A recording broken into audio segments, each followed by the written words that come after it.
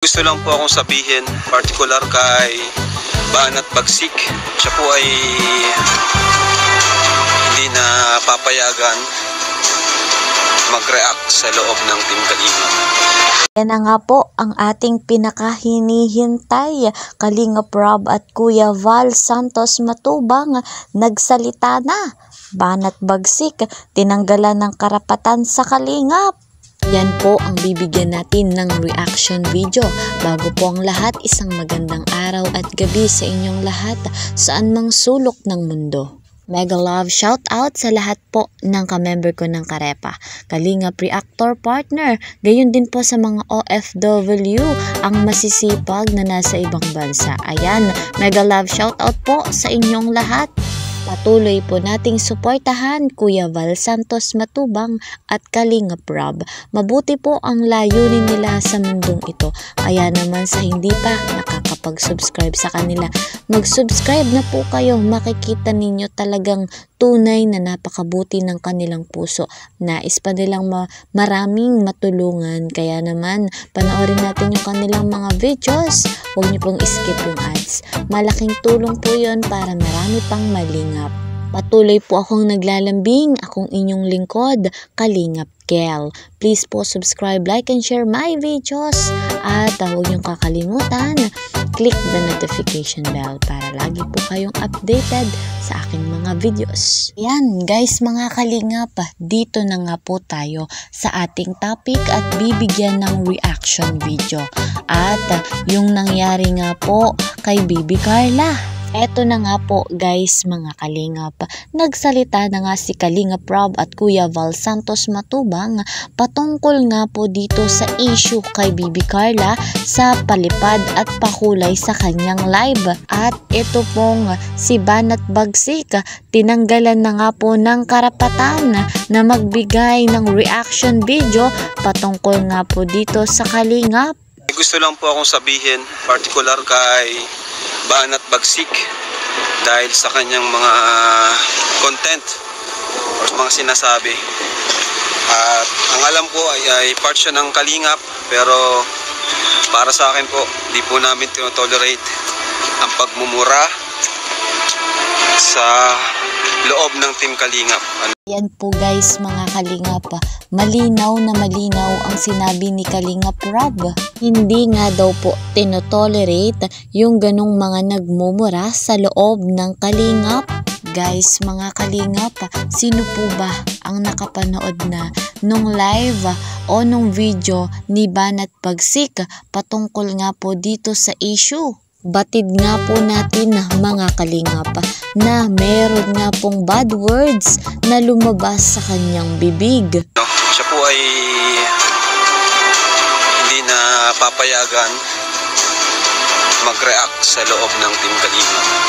Bawal ang Naku nga po, si Banat Bagsik pinagbabawalan na at wala na pong karapatan na magbigay ng reaction video patungkol nga po sa Kalingap. Ang babalahura, lalo na po Kalingap Angels, Kalingap Beneficiaries. Ayan, delikado nga po si Banat Bagsik. Nabanggit nga ni Kalingap Rob ng babalahura sa Kalingap Angel at si Bibi Carla po iyon. Tama naman si Kalingap Rob dahil hindi naman iiyak si Bibi Biancy kung hindi po nasaktan sa mga nasabi nitong si Banat Bagsik. Kung maayos po sana niyang binigyan ng reaction video yung kanyang topic patungkol nga po sa palipad, sa pakulay sa live ni Bibi Carla. At kung hindi po sana siya nagsalita ng bad words, maayos niyang sinalaysay kung ano man yung kanyang saloobin patungkol po doon sa issue, di sana hindi po nagkaganito. Nawala na siya ng karapatan na magbigay ng reaction video dito po sa Kalingap. Ngayon po, ano naman ang masasabi ni Kuya Val Santos Matubang? Panoorin po natin ito. Hindi required na mag-charity po ang mga Kalingap Angels. Sila Carla, kung may channel, hindi required na mag-charity. Sila Biancy po, kung sila mayroong channel, hindi sila required na mag-charity. Ayan nga po guys mga kalingap, napakalinaw din ng sinabi ni Kuya Val Santos Matubang patungkol nga po sa mga Kalingap Angels na hindi po sila nare-required na magkaroon ng charity kahit na meron man silang YouTube channel. Dagdag pa nga po ni Kuya Val, kahit yung mga staff ni Kalingap Rob o yung mga tauhan ay hindi din po nire-required na magkaroon ng charity. Bonus na nga lang daw po kung meron silang charity o mga taong tinutulungan na talaga pong nangangailangan. Nalaman na nga po natin guys mga kalingap yung kahihinatnan ni Banat Bagsik.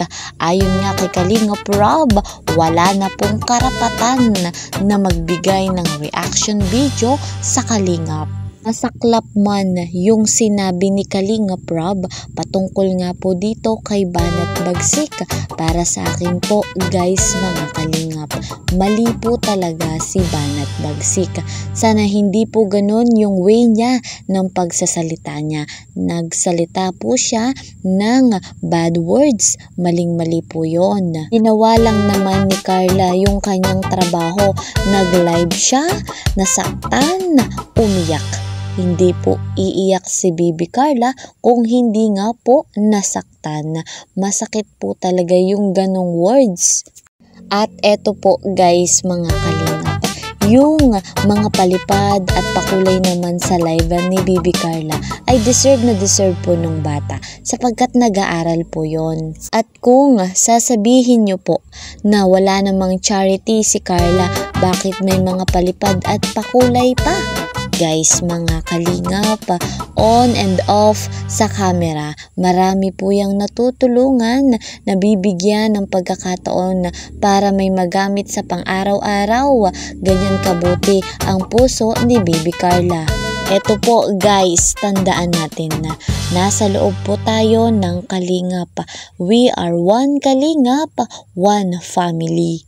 Buong puso nating irerespeto yung desisyon ni Kalingap Rob at yung nasabi po ni Kuya Val Santos Matubang.